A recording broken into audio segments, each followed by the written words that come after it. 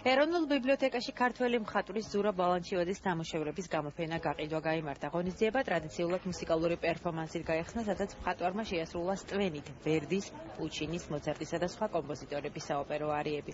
გამოფენაზე წარმოდგენილი იყო გაზეთის ტექსტურაზე შესრულებული ნამუშევრები Newspaper Art. ზურაბ ბალანჩივაძის ნახატების უმეტესობა საფუძვლად ადამიანის სხვადასხვა ფსიქოლოგიური მდგომარეობა უდევს. აბსტრაქტული და სიურრეალისტური ჟანრის მოყვარულებს ახალგაზრდა მხატვრის ნამუშევრების დათვალიერება და შეძენა 17 ივლისამდე შეეძლებათ.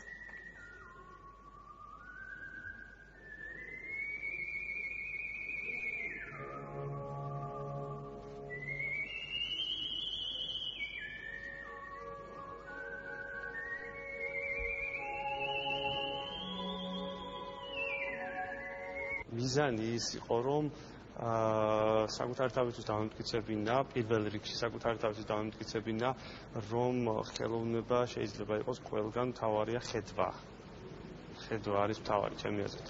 ხელოვნება არის გაზეთზე ხატვა, ისევე როგორც ხელოვნება ტილოზე ხატვა, ხელოვნება ასტროენა, ისევე როგორც ხელოვნება სიმღერა. ძალიან მიხარია, რომ მის ნიჭიერებას დღეს ხედავს არა მხოლოდ მისი მეგობრები ვხედავთ და ახლობლები, არამედ საზოგადოების დანარჩენი წევრებიც და ყველაფერს აფასებენ ძალიან დადებითად.